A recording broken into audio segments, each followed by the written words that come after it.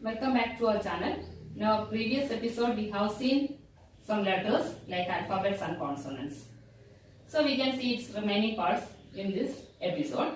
So before that, if you have any queries about our channel or about Hindi, just comment below our channel. I will give its clarifications in next episode.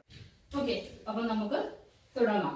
ഇന്ന് നമ്മൾ പഠിക്കേണ്ടത് അപ്പോൾ നമ്മൾ letters പഠിച്ചു, that means സ്വരാക്ഷരങ്ങൾ പഠിച്ചു, വ്യഞ്ജനാക്ഷരങ്ങൾ പഠിച്ചു. പക്ഷെ നമുക്ക് വ്യഞ്ജനാക്ഷരങ്ങളും സ്വരാക്ഷരങ്ങളും മാത്രം മതിയോ? പോരാ അല്ലെ? നമ്മൾ മലയാളം സംസാരിക്കുമ്പോൾ അതല്ലേ മറ്റൊരു ഭാഷ സംസാരിക്കുമ്പോൾ നമുക്ക് അതില് വേറെ അതിന്റെ ആ വ്യഞ്ജനാക്ഷരങ്ങളിൽ പല മാറ്റങ്ങൾ വരുത്തിയാണ് നമ്മൾ എന്ത് ചെയ്യുന്നത്, യൂസ് ചെയ്യുന്നത്. അപ്പൊ അതിനായിട്ട് ഇപ്പൊ ക എന്നുള്ളൊരു ലെറ്ററിനെ സപ്പോസ് ക എന്നുള്ളതിന് കെ എന്ന് പറയണം, കോ എന്ന് പറയണം, കൗ എന്ന് പറയണം, കം എന്ന് പറയണം, അല്ലെ? പ, പേ, പോ അങ്ങനെയൊക്കെ പറയണം. അപ്പൊ അതിനു വേണ്ടി നമുക്ക് ഹിന്ദിയിൽ യൂസ് ചെയ്യാവുന്ന ചില ചിഹ്നങ്ങളുണ്ട്. ഓക്കെ, ആ ചിഹ്നങ്ങളെ നമുക്ക് എന്ത് ചെയ്യണം, പഠിക്കണം വേണ്ടേ? അത് പഠിച്ചാലാണ് എന്ത് ചെയ്യാൻ പറ്റുള്ളൂ, എങ്ങനെ എഴുതാം, എങ്ങനെയാ നമ്മളുടെ മനസ്സിലുള്ള കാര്യം നമുക്ക് എങ്ങനെ അത് എക്സ്പ്രസ് ചെയ്യാം, എങ്ങനെ എഴുതാൻ പറ്റും. പറഞ്ഞാൽ പോരല്ലോ, എഴുതണ്ടേ, അതെങ്ങനെ ചെയ്യാൻ പറ്റും എന്ന് അറിയാം. അപ്പൊ അതിനു വേണ്ടി നമുക്ക് എന്ത് ചെയ്യാം, ആ ചിഹ്നങ്ങൾ ജസ്റ്റ് പഠിക്കാം. ഓക്കെ, അപ്പൊ നിങ്ങൾ എഴുതി വെക്കുന്നുണ്ടെന്നാണ് എന്റെ വിശ്വാസം. നമ്മൾ പറയുന്ന കാര്യങ്ങൾ എന്താണോ അത് എഴുതുന്നുണ്ട് എന്നാണ് എന്റെ വിശ്വാസം. എഴുതി വെക്കണം കേട്ടോ, അല്ലെങ്കിൽ നമ്മളത് മറന്നുപോകും. നമുക്ക് എഴുതി നോക്കാം, ജസ്റ്റ് ശ്രദ്ധിക്കുക. നമ്മൾ പഠിച്ചിരുന്നു, നിങ്ങൾ അത് എന്ത് ചെയ്യുക, ചിഹ്നങ്ങൾ മാത്രം ഇവിടെ എഴുതുന്നു. നിങ്ങൾ ആ ചിഹ്നങ്ങൾ മാത്രം നിങ്ങൾ എന്ത് ചെയ്യുക, എഴുതുന്ന ചിഹ്നങ്ങൾ എന്താണോ അത് നോട്ട് ചെയ്ത് വയ്ക്കാം. ഓക്കെ, അപ്പൊ നമുക്ക് ഏതൊക്കെയാണെന്ന് നോക്കാം.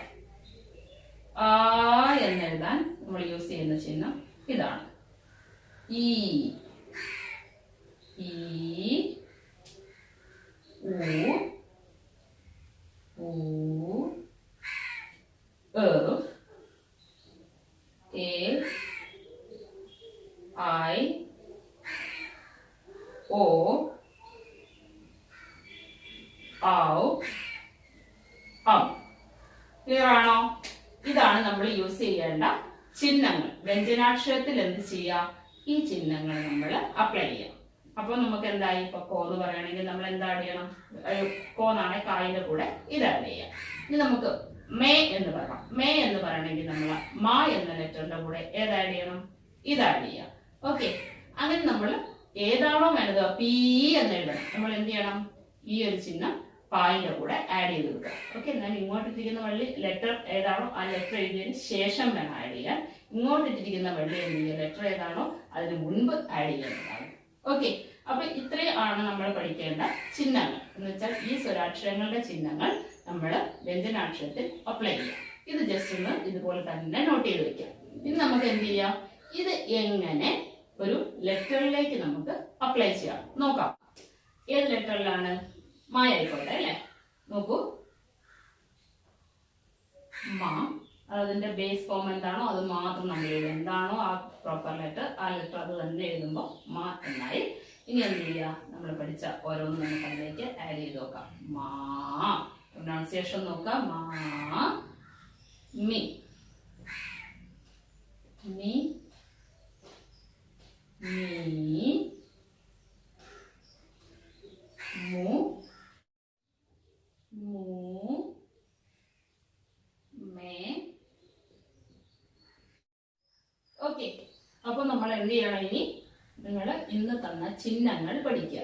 കുറച്ചേ ഉള്ളൂ, അത് നന്നായിട്ട് അതുപോലെ തന്നെ എഴുതി പഠിക്കുക. അതുപോലെ തന്നെ എഴുതി പഠിച്ചാലേ നമുക്ക് എന്ത് ചെയ്യാൻ പറ്റുള്ളൂ, അടുത്ത ക്ലാസ് എന്ത് എന്ന് നോക്കാൻ പറ്റും. ഇനി നമ്മൾ ഈ ചിഹ്നങ്ങളിലേക്ക് വരില്ല. അടുത്ത ക്ലാസ് എങ്ങനെ കൂട്ടക്ഷരങ്ങൾ എഴുതാം എന്നുള്ളതായിരിക്കും. കൂട്ടക്ഷരം മീൻസ് ഇപ്പൊ നമ്മൾ ചക്ക എന്ന് പറയും, ക അല്ലെ. ആ ക എന്നുള്ളത് എങ്ങനെ എഴുതാം, അങ്ങനത്തെ അതാണ് നമ്മൾ അടുത്ത ക്ലാസ്സിൽ പഠിക്കാനുള്ളത്. അപ്പൊ അതിന് വേണ്ടിയിട്ട് നിങ്ങൾ പ്രിപ്പയർ ആയി വരിക. ഇന്നത്തെ ഇത് എല്ലാവരും നല്ല ഭംഗിയായിട്ട് നോട്ട്ബുക്കോ എന്തോ ഒന്ന് വെച്ച് നിങ്ങൾ എഴുതി സെറ്റ് ചെയ്യുക, പഠിക്കുക. ഓക്കെ, അപ്പൊ അടുത്ത ക്ലാസ്സിൽ കാണുന്നത് വരെ ഞാൻ പറഞ്ഞ കാര്യം ഒന്നുകൂടെ ഓർക്കുക. നിങ്ങൾക്ക് എന്തെങ്കിലും ഡൗട്ട്സ് ഉണ്ടെങ്കിൽ നിങ്ങൾ എന്ത് ചെയ്യുക, നമ്മളുടെ ചാനലിന് താഴെ കമന്റ് ചെയ്യുക. അത് അടുത്ത ക്ലാസ്സിൽ നിങ്ങൾക്ക് ക്ലിയർ ചെയ്ത് തരാണ്. ഓക്കെ, അതിനു മുമ്പ് നിങ്ങൾ എന്ത് ചെയ്യുക, ചാനലിൽ താല്പര്യമുണ്ടോ, എന്താണ് മനസ്സിലാവുന്നുണ്ടോ, ഇനി എന്തെങ്കിലും ക്ലിയർ ആകാനുണ്ടോ എന്നുള്ളത് കൂടി അറിയിച്ചാൽ ഉപകാരമാകും. ഓക്കെ, സോ വീണ്ടും